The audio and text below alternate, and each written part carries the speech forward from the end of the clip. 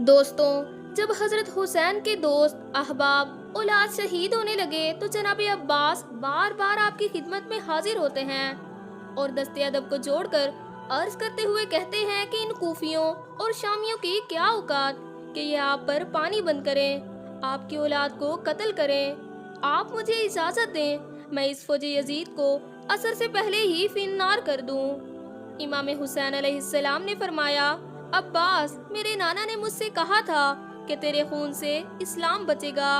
लोगों ने खैबर, खंदक, ओहद और बदर में बनी हाशिम की शुजाअत को देखा है, अब करबला में बनी हाशिम के सब्र को देखेंगे। अब्बास, बस सब्र करो। जनाब अब्बास अपनी वफा को आंखों में लिए देखते रहे और लाशें उठाते रहे कि इतनी देर में नन्हे नन्हे हाथ लेकर बीबी सकीना हजरत अब्बास के पास आई और कहने लगी, चचा अब्बास, 3 दिन गुजर गए, मैंने पानी नहीं पिया। चचा, मैं सबकी प्यास को देखकर सब्र करती रही, लेकिन अगर असगर को पानी ना मिला तो वो तड़प तड़प कर मर जाएगा।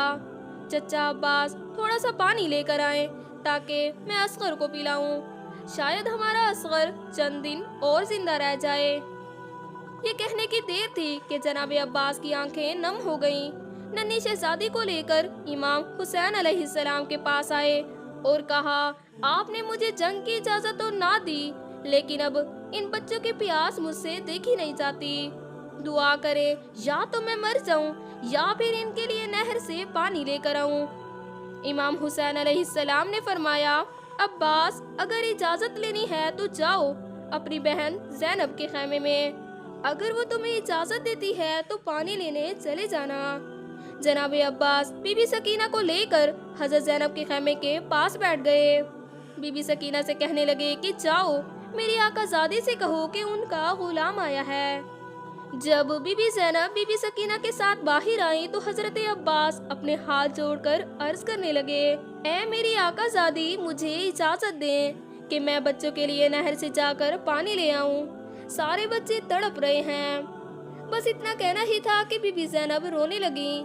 इस पर हजरत अब्बास ने कहा, ऐ मेरी आकाज़ादी, अगर मुझसे कोई गलती हुई हो तो मुझे माफ़ कर देना।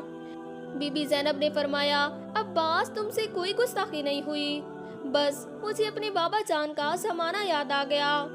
मेरे बाबा ने मुझसे कहा था कि ज़ैनब, एक वक्त ऐसा आएगा जब तुम्हें कैद किया जाएगा, तुम्हें रस्सियों से बांधकर बाजारों में लाया जाएगा, तुम्हें बेपर्दा करके पत्थर मारे जाएंगे।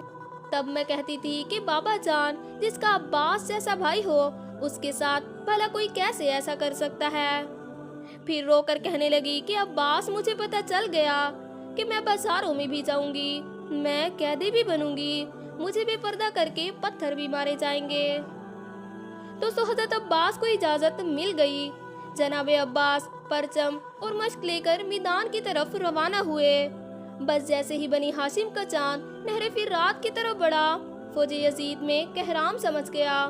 कहने लगे कि अगर इमाम हुसैन के खैमों में पानी पहुंच गया तो इन पर फतह हासिल करना मुश्किल हो जाएगी, रोको अब्बास को। जनाब अब्बास शेर की तरह उन पर वार करते हुए नहरे फिर रात पहुंचे और मशक को भरना शुरू किया।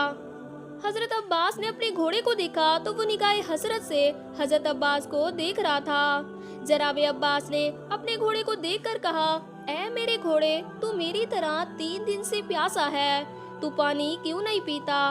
इतने में घोड़ा रोने लगा, अपनी जुबान में कहने लगा, ऐ मेरे आका, मुझसे ज्यादा तो आप प्यासे हैं, पहले आप पानी पीजिए। बस इतना सुनने की देर थी कि जनाब अब्बास रोने लगे और कहने लगे, ऐ मेरे घोड़े, तू अपने आका के बगैर पानी नहीं पीता, और मेरे आका हुसैन जो 3 दिन से प्यासे हैं, उनकी औलाद प्यासी है, अगर मैं उनके बगैर पानी पी लूं तो हुसैन की माँ को क्या मुंह दिखाऊंगा। जनाब अब्बास मशक को भरते रहे, उनके हाथों को पानी लगा और बाजुओं तक पहुंच गया। वो कहने लगे, ए अल्लाह, मेरे हाथों को पानी हुसैन के बच्चों से पहले लगा है, जब मैं इमाम हुसैन तक पहुंचूं तो मेरे ये हाथ मेरे साथ ना हो।